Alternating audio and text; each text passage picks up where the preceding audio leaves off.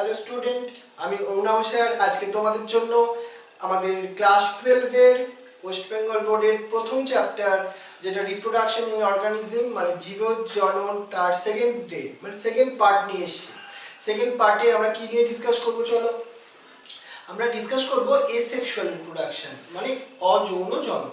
এবার এসেক্সুয়াল রিপ্রোডাকশনের তার বৈশিষ্ট্য কি সেটা দেখবো। আর দেখবো আজকে আমরা এর মেন তোমার ডেফিনেশন, কাকে বলে আলটিমেটলি অযৌন জনন। এটা আগের দিন আমরা কিছুটা হলেও বুঝেছি, কারণ আগের দিন আমরা ডিফারেন্সটা বোঝার চেষ্টা করছিলাম, অযৌন জনন আর যৌন জননের মধ্যে ডিফারেন্সটা। বাট অযৌন জনন কাকে বলবো আমরা? যখন গ্যামেট গঠন হবে না। গ্যামেট মানে সেই ছিল আমাদের মেল অ্যান্ড ফিমেল গ্যামেটস, মানে সেই স্পার্ম অ্যান্ড ওভাম, এখানে সেটা প্রোডাকশন হবেই না। তাহলে কি হবে? যখন গ্যামেট প্রোডাকশনই হচ্ছে না তখন ফার্টিলাইজেশন অর্থাৎ নিষেকের কোনো প্রয়োজনীয়তাই এখানে নেই। আর এখানে একটিমাত্র জনিত জীবের দেহকোষ বিভাজিত হয়ে অপত্য জীব সৃষ্টি হয়। তার মানে কি, এখানে একটাই তোমার মেন জীব থাকলো। মেন জীব মানে একটাই তার পেরেন্টস, একটাই তার ফাদার, একটাই তার মাদার। আর সেখান থেকে কি তৈরি হচ্ছে? সেখান থেকে তৈরি হচ্ছে অফস্প্রিং মানে অপত্য জীব। সেই জন্য আমরা এই প্রসেসটাকে বলছি অযৌন জনন। তাহলে এই যে আমরা ডেফিনেশন বা সংজ্ঞা পড়লাম, এখান থেকেই বৈশিষ্ট্যগুলোকে আনতে পারি। কি সেই বৈশিষ্ট্যগুলো? একটি মাত্র জনিত জীবের প্রয়োজন, 1 নম্বর পয়েন্ট। সেকেন্ড পয়েন্ট, নিষেক প্রক্রিয়া এখানে ঘটে না, দেখো ডেফিনেশন থেকে এসে যাচ্ছে। আর কি, ভেদ বা প্রকরণ হয় না। এটা কিন্তু এসেক্সুয়াল রিপ্রোডাকশনের একটা ভেরি ইম্পর্টেন্ট বৈশিষ্ট্য বা ক্যারেক্টারিস্টিক ফিচার্স। এখানে ভ্যারিয়েশন আসে না। ভ্যারিয়েশন আসে না বলে এই প্রসেসটার অনেকগুলো ডিসঅ্যাডভান্টেজ আছে। আর এখানে প্রচুর অপত্য গঠিত হয়, মানে সেক্সুয়াল রিপ্রোডাকশন তুমি দেখবে অপত্যের সংখ্যাটা খুব limited, but in here the asexual reproductions produce the many or large number of the progeny. So এইটা হচ্ছে আমাদের অযৌন জননের সংজ্ঞা আর বৈশিষ্ট্য। তাহলে আমরা এখান থেকে আমাদের হোমওয়ার্কের জন্য দুটো কোশ্চেন নিই, চলো, যে কোশ্চেনগুলো আমাদের বোর্ডের জন্য ইম্পর্টেন্ট। প্রথম কোশ্চেন, অযৌন জননের সংজ্ঞা এবং বৈশিষ্ট্য লেখো। এটাই একটাই কোশ্চেন। চলো এই একটা কোশ্চেনের থ্রু দিয়ে আমরা এই পার্টটাকে কমপ্লিট করলাম। এবার আমরা পরের পয়েন্টে আসবো, পরের পার্টে আসবো। কি সেটা? এই অযৌন জননের প্রকারভেদ বল। অযৌন জননকে তাহলে আমরা বিভিন্ন ভাবে ভাগ করতে পারি, বিভিন্ন প্রকার হতে পারে। সেটা কি কি সেইগুলো? সেটা 1 নম্বর কি কি দেখো,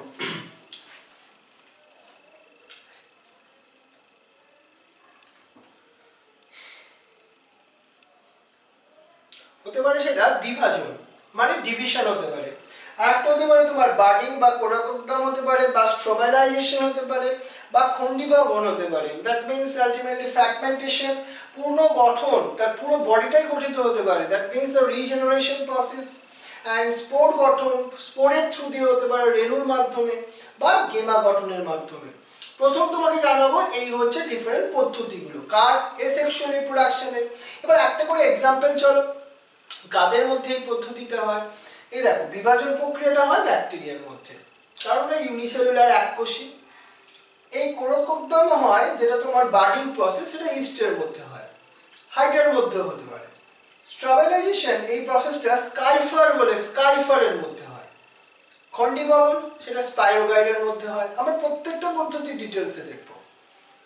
পূর্ণ গঠন, একটা হাইড্রার ছোট অংশ থেকে না পুরো গঠন তার পুরো গঠিত হতে পারে।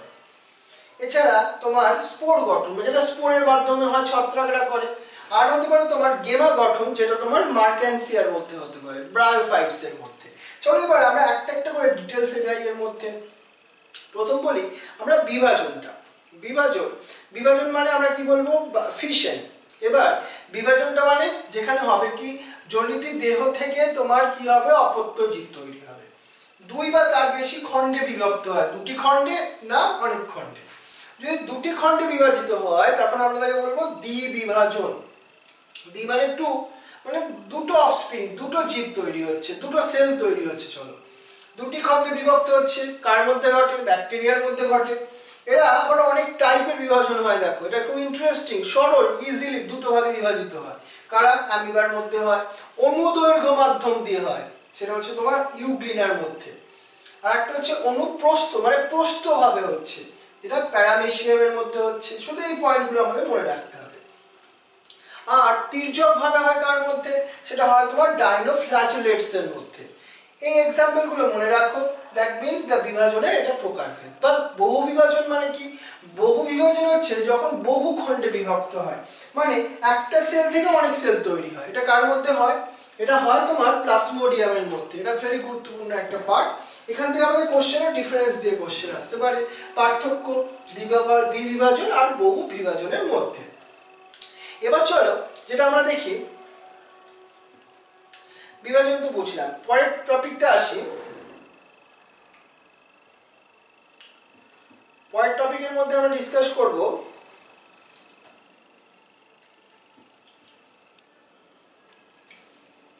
মানে বার্ডিং প্রসেস। চলো, বার্ডিং কে আমরা বলছি কোরকোদম। দ্যাট মিন্স বার্ডিং মানে মাতৃদেহে কোনো একটা উপবৃদ্ধি দেখা যায়, যাকে আমরা কোরক বলবো। এই কোরকটা তার মাতৃদেহ থেকে বিভাজিত হয়ে নতুন অফস্প্রিং তৈরি করে। তাহলে এটা হতে পারে দুটো প্রকারের, এক্সোজেনিয়াস মানে বাইরে থেকে হতে পারে, আর ভেতর থেকে যখন হবে তখন তাকে আমরা বলবো এন্ডোজেনিয়াস। কাদের মধ্যে হয়? চলো, এক্সোজেনিয়াসটা হয় দেহের বাইরে, ইস্ট আর হাইড্রার মধ্যে। ইস্ট থেকে বাইরে এরকম আউটগ্রোথ তৈরি হয়।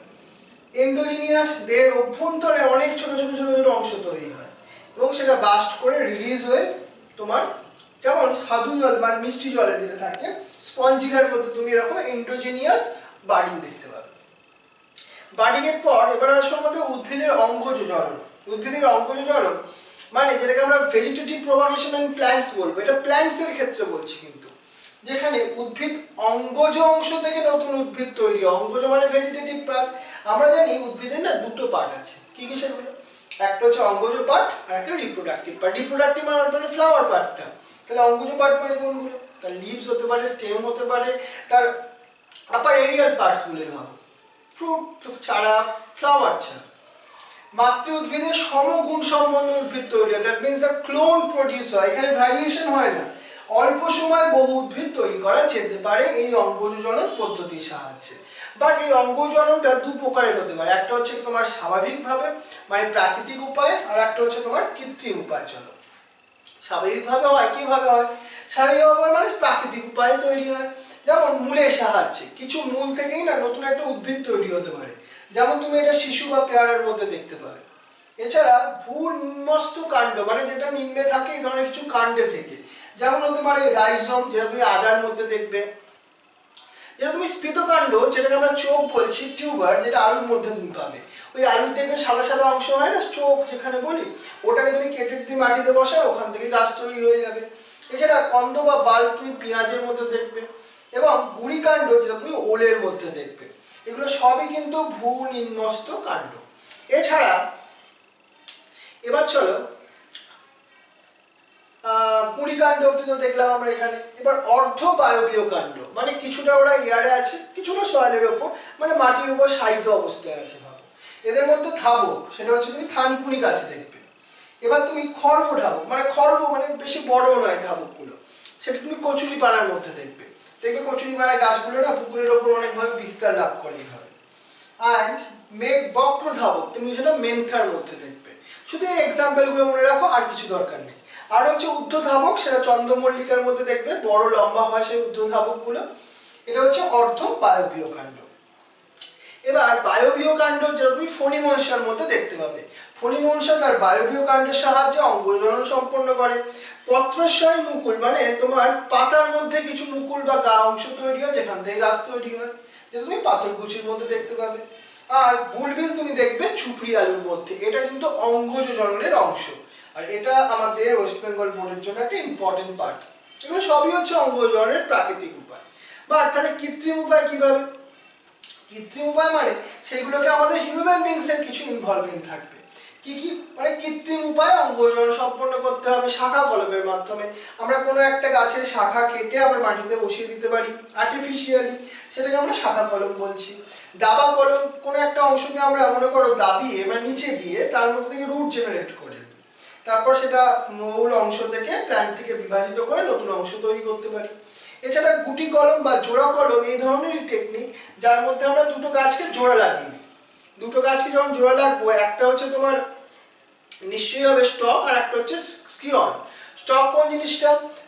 যার সঙ্গে আমরা জোর করা হচ্ছে, আর যেটা বিচ্ছিন্ন কাণ্ড, মানে একটা গাছ থাকলো, তো গাছটাকে আমরা ভি আকারে কাটলাম, অন্য একটা গাছ নিয়ে এলাম, মানে অন্য সেম স্পিসিসের হতে হবে অবশ্য, করে আমরা এরকম ভাবে জুড়ে তাকে বেঁধে দিলাম, এটাকে আমরা কি বলছি, জোড়া করণ। দুটো গাছকে জুড়ে দিলাম, ঠিক আছে।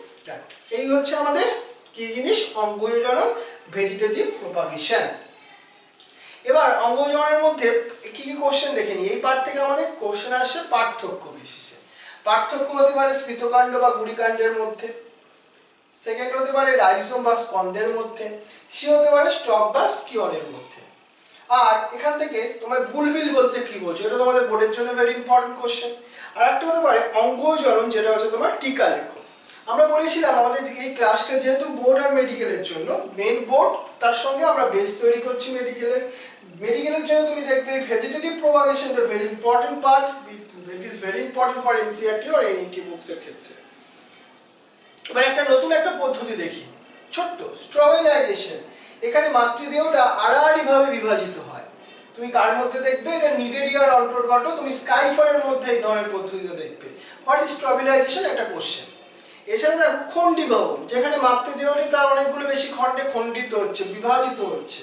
এবার উদ্ভিদের খণ্ডীভবন, উদ্ভিদ মানে স্পাইরোগাইটা, অ্যালগির মধ্যে তুমি দেখতে পারো। আর প্রাণীর মধ্যে খণ্ডীভবন দেখলে তুমি তারা মাছের মধ্যে দেখতে পারো। তারা মাছ মানে একাইনোডার্মাটা গ্রুপের মধ্যে আসে স্টারফিশ, তুমি তার মধ্যেও দেখতে পাবে প্রাণীর খণ্ডীভবন।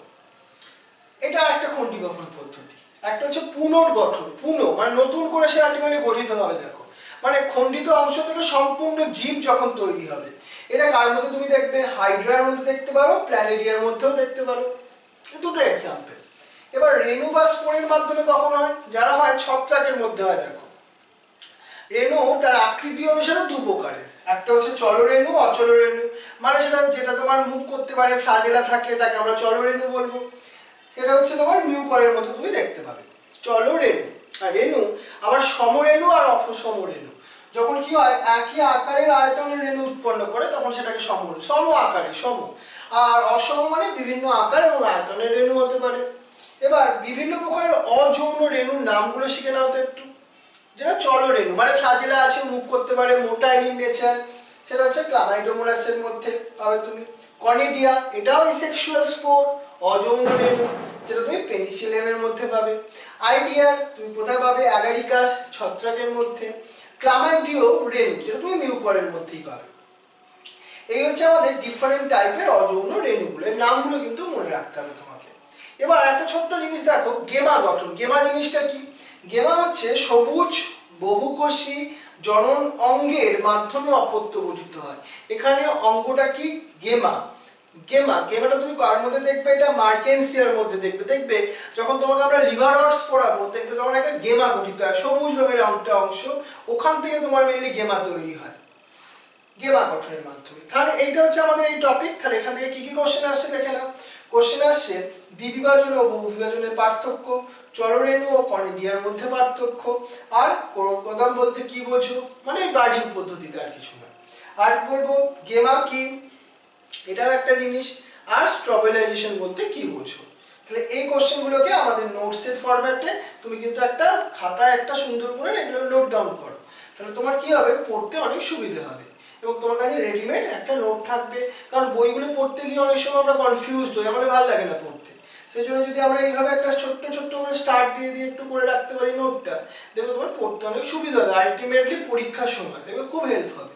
আর এই কোশ্চেনের অ্যান্সারগুলো তুমি ডিফারেন্ট বুকসগুলো থেকে লিখে তোমার টিচারকে একবার দেখাও, স্যার যে কেমন হয়েছে। তাহলে দেখবে তোমার একটা সুন্দর মানে প্রিপারেশনটা খুব সলিড হয়। কারণ আমরা তোমাকে বলেছি তোমাকে আমি পুরো এইভাবে হেল্প করব যাতে তোমার কোনো বাইরের টিউশন নিতে না হয়। তোমার কত সময় বেঁচে যাচ্ছে দেখো, সেই সময়টা তুমি তোমার এন্ট্রান্সের জন্য এনসিইআরটির বই পড়বে, রাইট? আমি সেই প্রসিডিওর তোমার সব কিছু বলবো আস্তে আস্তে। তাহলে আজকে আমরা এইভাবে রিপ্রোডাকশন মানে আমাদের প্রথম যে চ্যাপ্টার রিপ্রোডাকশন ইন অর্গানিজমের সেকেন্ড পার্টটা কমপ্লিট করলাম। পরের দিন আমরা সেক্সুয়াল রিপ্রোডাকশনটা পড়বো, ঠিক আছে? তাহলে আজকে আমাদের এতখানি পড়লাম, এবার টুকে নাও এবং ভালো করে এটাকে আমরা লার্ন করবেন। Okay, thank you very much, by.